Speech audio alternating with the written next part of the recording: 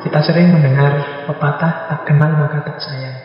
Kemarin-kemarin kita berambisi sekali untuk cinta pada Allah. Nah, bagaimana kita bisa cinta kalau kenal saja tidak?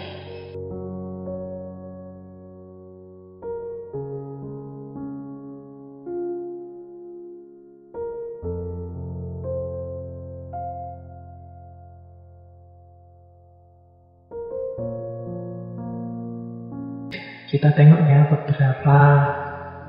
Kita awali dari salah satu karya beliau yang paling unik. Ini satu-satunya karya yang bentuknya prosa. Yang lain kan modelnya suluk. Kita awali, ini karya ini kadang orang menyebutnya kitab Bonang, kadang menyebutnya primbon Bonang, atau kalau di barat dikenal dengan istilah, atau beberapa juga menyebutnya naskah ini judulnya adalah Pitutur Syekh Bahri. Kita awali dari ini saja ya, nanti yang wujil yang agak belakangan. Jadi ini kitab ini, buku ini satu-satunya yang coraknya prosa, tidak seperti suluk-suluk yang lain. Isinya dialog, tanya jawab antara guru murid. Gurunya namanya Saiful Rijal, muridnya namanya Saiful Rijal, gurunya namanya Syekh Bahri. Ada yang bilang ini sebenarnya kiasan Saiful Rijal ini ya Sunan Bonang sendiri, dan gurunya ini adalah seorang guru yang berasal dari Pasai. Yang nulis Sunan Bonang di kitab ini disebut Syekh Bahri.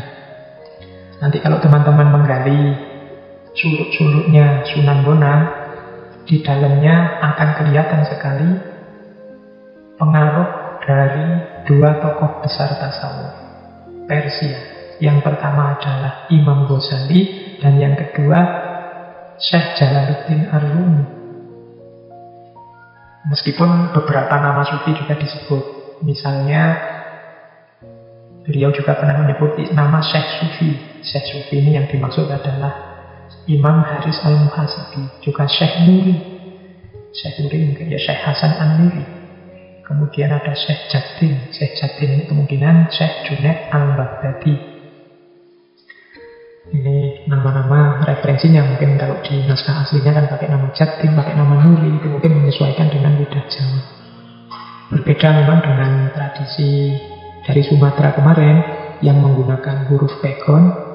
Para wali Songo ini termasuk Sunan Bonang menulisnya memang dalam bahasa Jawa. Beberapa suluk seperti suluk wujil itu pakai bahasa Jawa tengahan, di bahasa Jawa yang biasa level tengahan, tidak sangat halus seperti bahasa kami. Oke, baik, kita lihat yang pertama dari kitab Bonang. Ini salah satu contoh bagaimana dialog antara Saiful Rijal dengan Syekh Bahri. Tuh, Jawanya ada. Saya bacakan sebentar, tapi nanti belakangan tidak saya baca biar tidak menghabiskan waktu. Mongko matur Rijal, ya guru ambo, katipun endi ma'rifat tigang prakara punika. Kati kang kocap ing sastra, ma'rifatu dzatillah, ma'rifatu sifatillah, ma'rifatu af'alih. Kati punendi sang sitani katiga punika.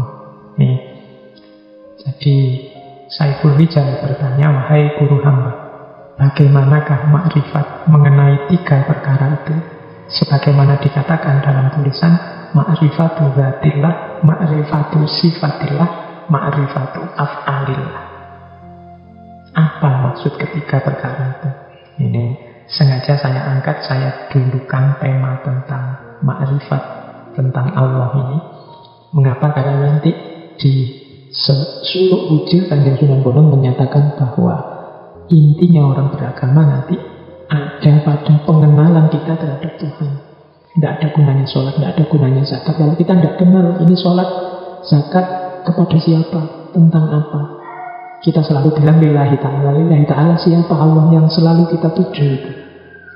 Sholat kok tidak kenal Allah, yang perlu dipertanyakan sholat pada siapa. Maka kunci awal dalam beragama, dalam meniti jalan sufi adalah pengenalan kita terhadap Allah. Istilahnya ma'rifat. Siapa Allah itu? Dan kalau menurut kitab Bonang ada tiga konsep ma'rifat seperti yang ditanyakan oleh Rijal, yaitu ma'rifatu dzatillah, yang kedua ma'rifatu sifatillah, dan yang ketiga ma'rifatu af'alillah. Mari kita kenali Allah yang tiap hari kita tuju, tiap hari kita diperintahkan untuk mengingatmu, untuk berpikir padanya. Kita sering mendengar pepatah, tak kenal maka tak sayang. Kemarin-kemarin kita berambisi sekali untuk cinta pada Allah. Dan bagaimana kita bisa cinta kalau kenal saja tidak? Maka langkah pertama adalah mengenalnya. Dan kalau mengikuti perimbun-bonan ini, mengenal Allah itu ada 3 aspeknya, yaitu mengenali zatnya, mengenali sifatnya, dan yang ketiga mengenali af'alnya. Syekh Bari lalu menjawab, wahai rijal, arti ma'rifatul zatillah adalah ketahuilah wujud Allah yang maha luhur itu tunggal, tiada sekutu baginya. Dia mempunyai sifat sedia, langgeng, kekal, maha suci, tidak berjisim, tanpa arah, tidak bercampur, hadir tapi tidak terlihat. Wujudnya langgeng dan maha suci dalam cintanya kepada dirinya. Wujudnya langgeng dalam kerajaannya dan tidak berubah dalam keindahannya. Jadi Allah dari sisi zat itu yang jelas, yang pertama wujud. Kemudian ya kalau dari sifat 20 ya kidam, kemudian bakok, dan seterusnya. Maha suci, tidak berjisim, tidak punya arah, tidak bercampur, tanpa arah, tidak bercampur, tidak terlihat. Susah menjelaskan zatnya Allah, maka biasanya menggunakan term tidak. Ini terjemahan dari laisa kamitslihi syai'un. Dari sisi zatnya Allah itu tidak ada yang mirip dengannya, apapun, sesuatu pun, dan bahkan tidak ada kata-kata yang bisa menguraikan, menggambarkan secara tepat zatnya. Cukup kita imani saja bahwa ada yang maha wujud, maha suci, maha langgeng, yang kita sebut Allah.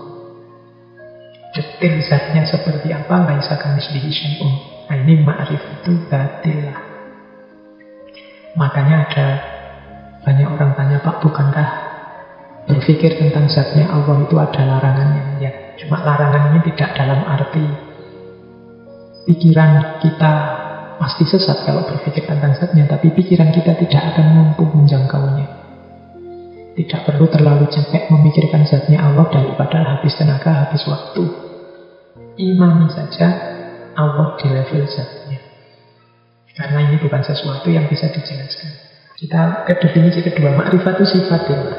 Ma'rifatu sifatillah itu mengetahui. Adapun ma'rifatu sifatillah berarti ketahuilah bahwa Allah itu mempunyai sifat hayyun, yaitu hidup abadi, tanpa nyawa, mengetahui tanpa akal, berkuasa tanpa anggota, melihat tanpa mata, mendengar tanpa telinga, berkehendak tanpa angan-angan, berkata tanpa bibir atau suara. Jadi kalau yang zat tadi lebih mudah dijelaskan dengan yang tidak. Kalau yang sifat ini bisa dijelaskan. Allah itu sami, sama, basar, kalam, dan seterusnya, hayyun, dan seterusnya.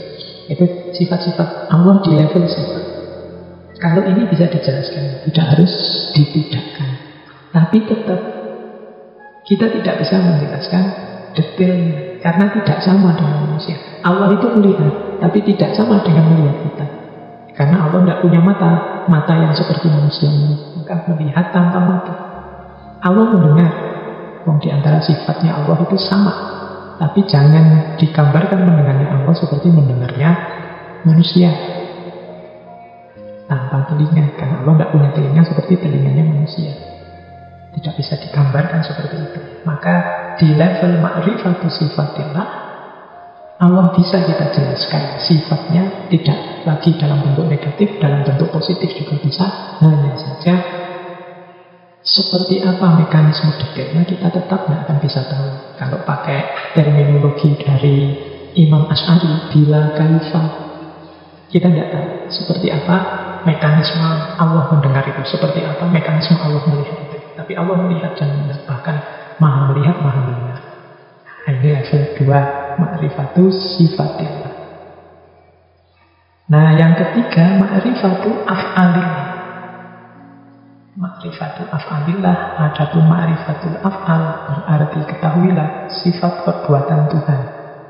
Dia berbuat tanpa ada yang memerintah, memberi tanpa menggunakan tangan, dan mematikan tanpa menggunakan keris. Ini ilustrasi dari Kanjeng Sunan Bonang. Af'al itu perbuatan. Semua yang terjadi, semua yang berjalan di alam semesta ini hakikatnya adalah af'alnya Allah. Kita menyebutnya simpel terus dengan kata-kata takdir. Tapi tetap seperti tadi, af'alnya Allah itu tidak menggunakan alat sebagaimana kalau manusia bertindak. Allah kalau menakdir sesuatu, memutus sesuatu, kalau bahasanya Al-Quran, ya kun fayakun. Kehendaknya Allah, itulah yang jalan. Jadi yang terjadi apa, itu sebenarnya kehendak dan perintahnya Allah. Beda dengan manusia. Kalau manusia butuh sarana, butuh perantara. Jadi itulah Allah yang kita sembah. Itulah arti ma'rifat terhadap tiga perkara tadi. Ma'rifatul dzatillah di level zatnya memang susah dijelaskan, lebih mudah dengan model negasi, ditidakkan. Ada ma'rifatul sifatillah, sudah bisa dijelaskan secara positif, tapi bila kaifah detailnya seperti apa, kita masih tidak mampu. Dan ma'rifatul af'alillah, kita melihat efek dari af'alillah adalah semua yang terjadi di alam semesta ini, termasuk segala hal peristiwa yang menimpa kita. Itu ma'rifatul af'alillah. Oke, ini mancing ya dari Primbon Bonang. Kadang disebut pituton Syekh Bahari.